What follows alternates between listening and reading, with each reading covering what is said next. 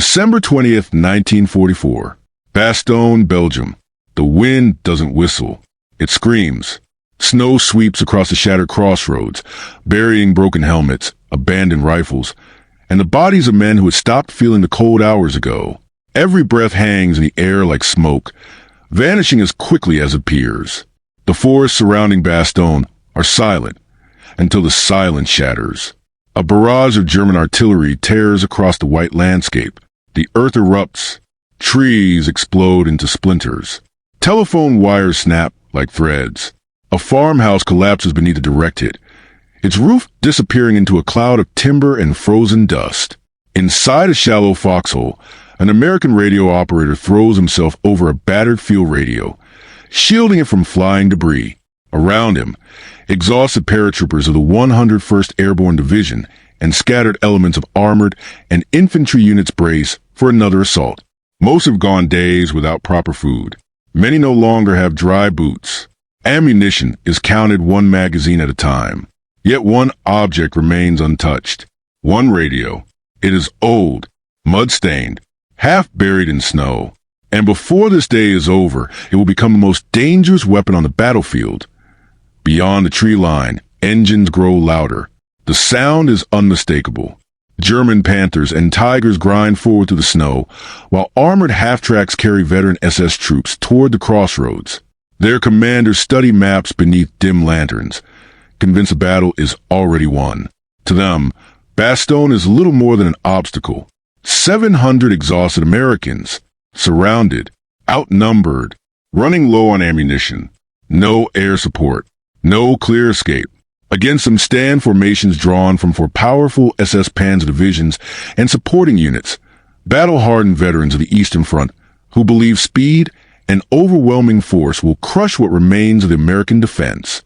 Their calculations seem simple. Overwhelm the crossroads.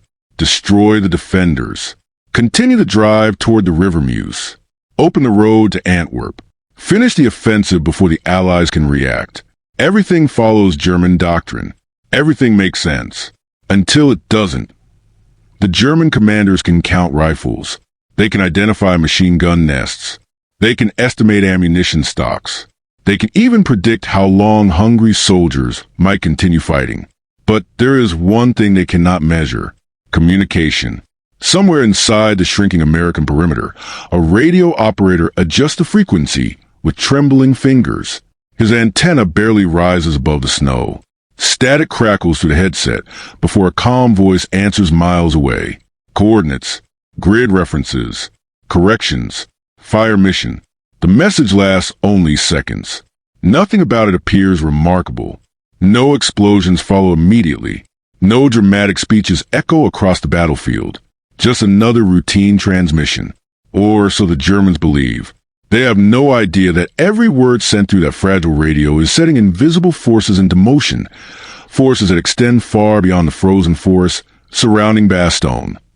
The Ardennes offensive is already the largest German attack on the Western Front since Normandy. Nearly 250,000 German troops push west through the dense forests of Belgium and Luxembourg. Thousands of armored vehicles spearhead the assault. Entire armies gamble on one final offensive that Adolf Hitler believes can split the Allied coalition before overwhelming American industry makes victory impossible. Bastogne is only one town, yet 7 major roads converge here. Control this crossroads, and the entire offensive accelerates. Lose it, and thousands of German vehicles become trapped in congestion, forced onto narrow forest roads where every delay compounds the next. The crossroads are not merely a point on a map. They are the hinge upon which an entire campaign may turn. The soldiers in foxholes cannot see the wider picture. They do not know which units still hold neighboring villages. They cannot know whether reinforcements are hours away or days. Many assume they have been forgotten. Yet beyond the snow-covered ridges, American artillery batteries wait in concealed positions, their guns already loaded. They are blind. They cannot see the German columns advancing through the forests. They rely entirely on one thing: the voice coming through a battered field radio. Each transmission becomes a pair of eyes. Each coordinate becomes another chance to survive. Every successful correction turns unseen artillery into a weapon that strikes with terrifying precision, making a force of hundreds appear far larger than it truly is. That be why every military calculation, the defenders of Bastogne should have collapsed within days. Hungry, frozen, encircled, facing some of Germany's most experienced armored formations. Instead, the attacks begin to stall. German commanders report artillery appearing with impossible accuracy. Entire assault formations vanish into explosions before reaching American lines. Columns hesitate. Timetables unravel. Confidence gives way to confusion. Somewhere in the frozen woods, one battered radio continues to transmit through snow, smoke, and shellfire. The Germans believe they are fighting 700 exhausted soldiers. They are about to discover they are facing something far more dangerous. The first German attacks had been expected. What followed was not. As dawn broke over the snow-covered forest surrounding Bastogne, the crack of rifles gave way to the deeper roar of tank engines. Columns of German armor emerged from the trees, advancing cautiously behind infantry, who had learned that every frozen hedgerow, farmhouse, and patch of woodland might conceal American defenders. The men inside Bastogne had little rest. Many had fought for days with inadequate winter clothing, surviving on shrinking rations and melted snow. Their defensive line was thin, stitched together from airborne troops, armored crews, engineers, and support personnel who had never expected to fight as infantry. Yet despite the shortages, the perimeter held. German commanders believed the next assault would finally break it.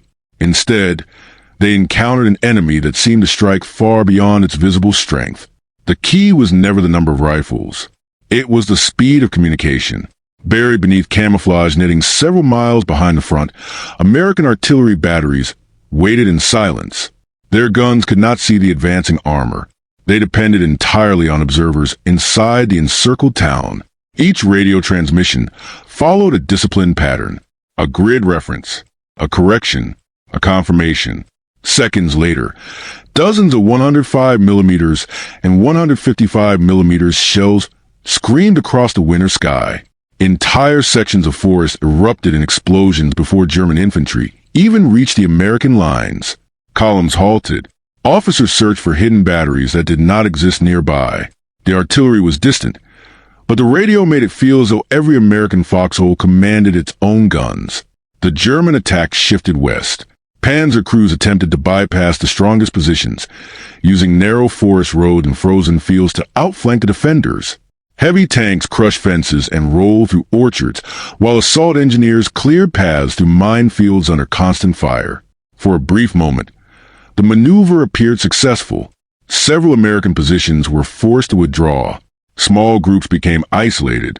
Machine gun crews exhausted their ammunition. The defensive ring bent inward, yet it never broke. Junior officers and sergeants assumed command whenever communications were cut or commanders became casualties. Small units fought independently, delaying the advance long enough for fresh artillery coordinates to reach the batteries outside the encirclement. The defense no longer depended on a single headquarters. It functioned through initiative, discipline, and trust. Inside German command vehicles, confidence began to erode. Operational timetables slipped hour by hour. Fuel consumption increased as armor columns repeatedly stopped, dispersed, and reformed under artillery fire. Reconnaissance reports contradicted one another. One unit described overwhelming resistance. Another insisted the Americans were nearly finished. Neither report fully explained the reality. The defenders were few, but they were everywhere they needed to be. The weather continued to favor the attackers. Low clouds grounded most Allied aircraft, allowing German movements to remain partially concealed. Even so, visibility inside the forest was poor. Snow muffled footsteps, but also concealed American positions. Every stand of pine trees became a possible ambush. Every crossroads invited another artillery strike. Tank commanders advanced with growing caution, sacrificing speed for survival. That hesitation carried a cost. The offensive had been designed around momentum. Every delayed convoy, every block road, every damaged bridge rippled to the larger operation unfolding across the Ardennes. Far beyond Bastogne, German supply officers faced a different battle. Fuel trucks struggled through congested roads already packed with tanks, artillery, and horse-drawn wagons. Recovery vehicles worked continuously to remove disabled armor from narrow forest routes. A single destroyed vehicle could halt an entire column for hours. American resistance at Bastogne amplified these logistical problems. The crossroads remained contested. Alternative routes became overcrowded. The offensive's carefully planned timetable began to unravel. What had started as a local defense was now influencing operations across an entire front. Among the American defenders, exhaustion became the greatest enemy. Many soldiers had not slept properly in days. Medical supplies dwindled. Bandages were reused. Frozen boots caused severe frostbite. Still, the radio remained active.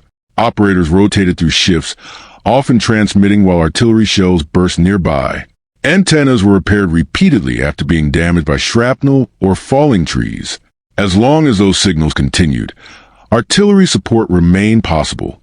The radio had become more than equipment.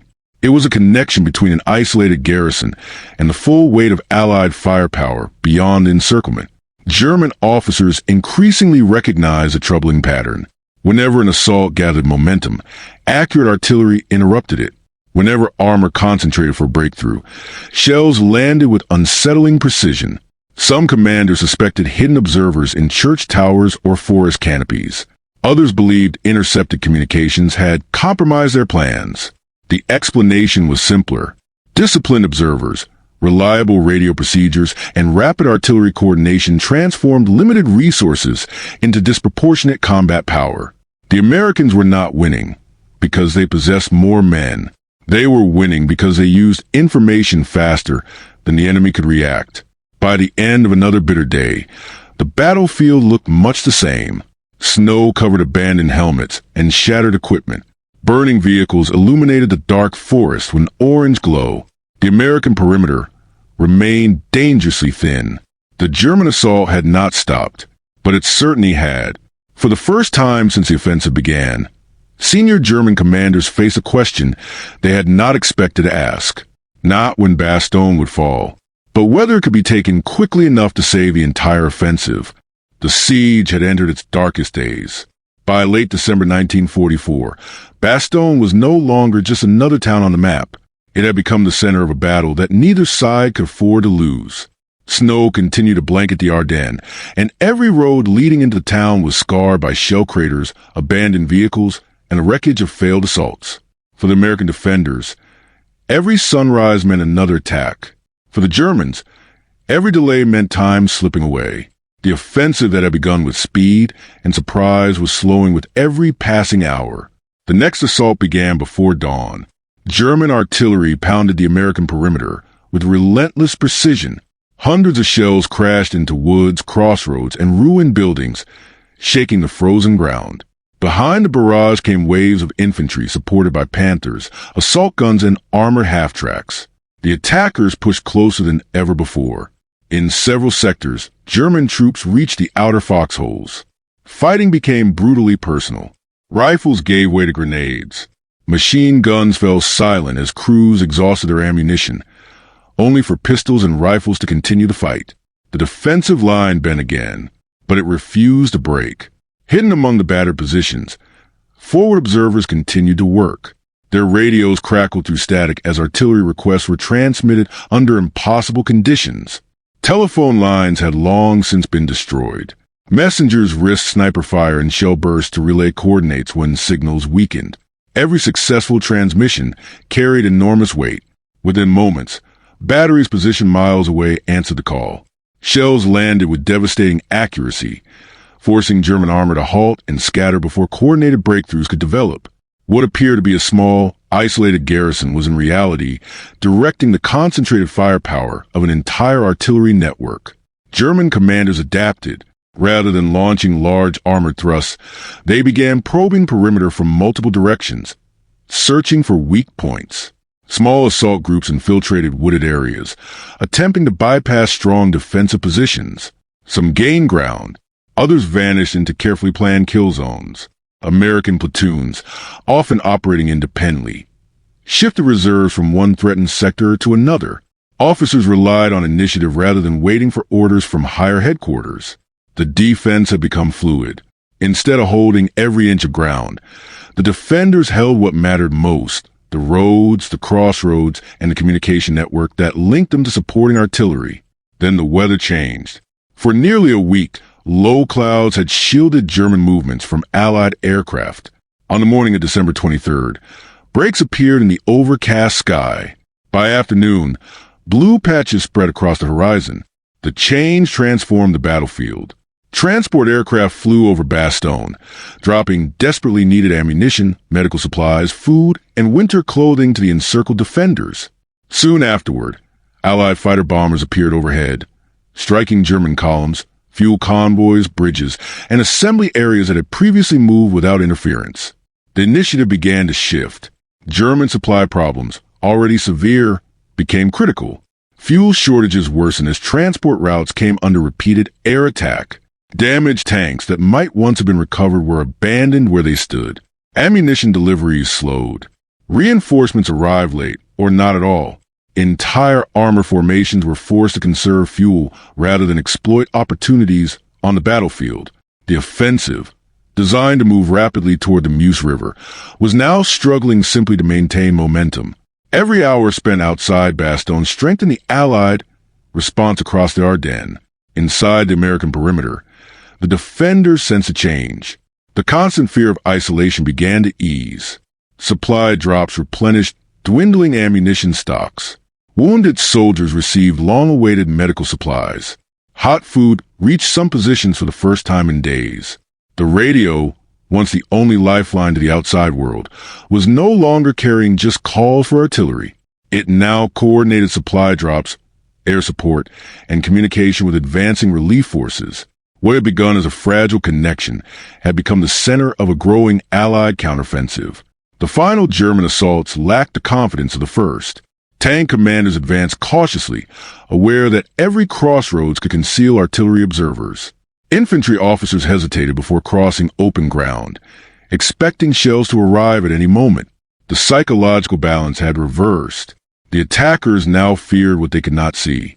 American defenders, though still exhausted and outnumbered, fought with renewed determination. They understood that every hour they held a crossroads increased the likelihood that relief would arrive. On December 26th, the distant rumble of engines echoed to the winter landscape. At first, many defenders assumed another German attack was beginning, but the sound came from the south. Columns of American armor from General George S. Patton's Third Army smashed through German positions and reached the outskirts of Bastogne, opening a narrow corridor into the encircled town. The siege was not entirely over, and fighting would continue for days, but the encirclement had been broken. The defenders had endured. The crossroads remained in Allied hands. The cost was immense. Snow-covered fields around Bastogne were littered with destroyed tanks, shattered vehicles, and the fallen from both armies. Entire forests had been reduced to splintered trunks by artillery fire. Yet the outcome extended far beyond the town itself.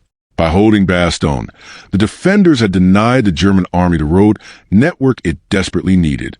Precious days had been lost. Fuel had been wasted. Operational schedules had collapsed. The momentum that had driven the Ardennes offensive forward had been broken. The battle was no longer about one isolated garrison. It had become one of the decisive turning points in Germany's final offensive in the West. The guns did not fall silent the moment the siege was broken. Snow still covered the forests. German artillery continued to search for targets. Small firefights flared along the roads leading into Bastogne as both armies struggled to secure their positions. But the momentum that had driven the Ardennes offensive was gone.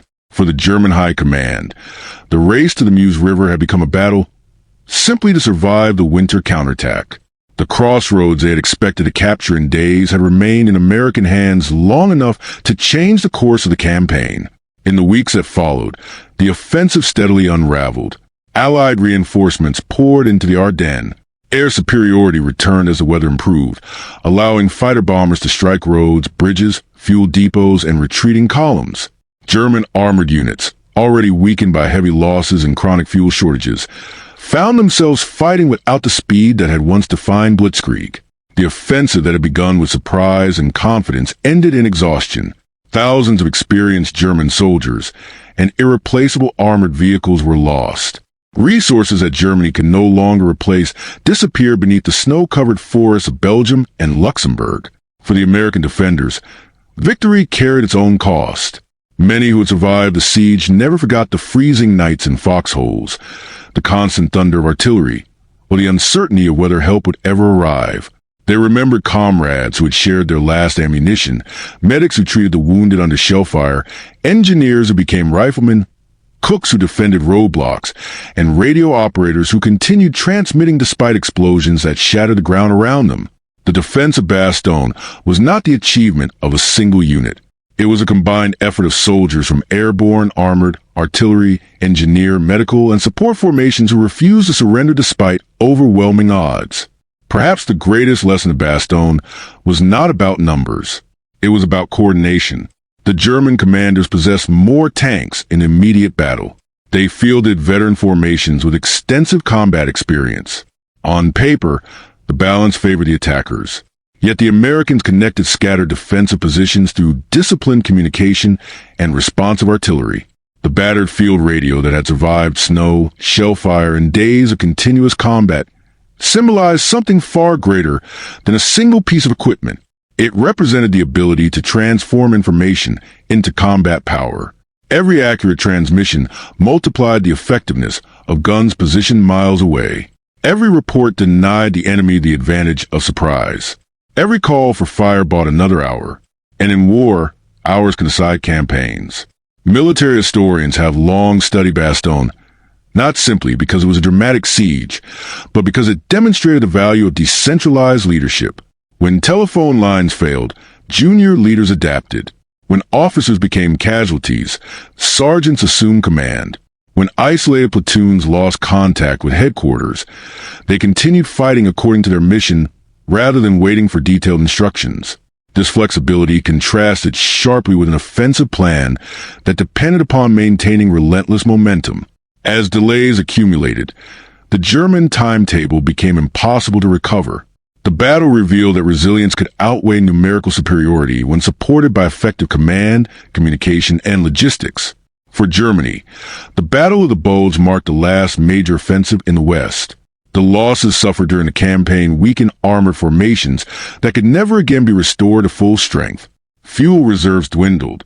Experienced crews were irreplaceable. Factories continued producing equipment, but increasingly lacked the trained personnel, raw materials, and secure transportation needed to sustain prolonged operations. From that winter onward, the German army fought primarily to delay the inevitable advance of Allied forces toward the heart of the Reich. The defense of Bastogne also reinforced lessons that shaped post-war military doctrine. Modern armies place greater emphasis on secure communications, flexible command structures, rapid artillery coordination, and initiative of junior leaders. Technology alone did not determine victory. The decisive factor was how effectively people used it under pressure. A single radio was never powerful because of its machinery. It was powerful because disciplined soldiers knew how to use it when everything else had failed. Today, the forests surrounding Bastogne have grown quiet once more. The shell craters have softened beneath grass. The shattered roads have been rebuilt.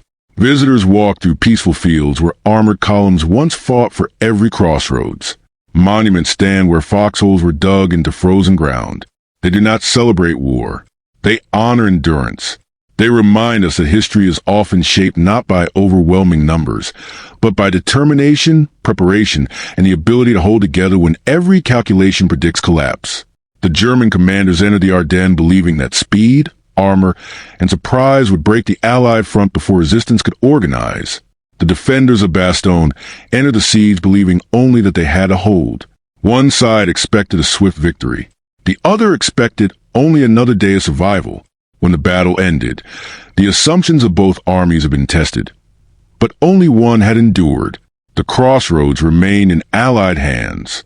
The offensive had failed, and a small, frozen garrison had helped alter the course of the largest battle ever fought by the United States Army in Europe. Long after the smoke cleared and the snow melted, the story of Bastogne endured, not because a single radio won a battle, but because the people who refuse to stop using it prove that resilience, communication, and leadership can outweigh even the greatest numerical odds.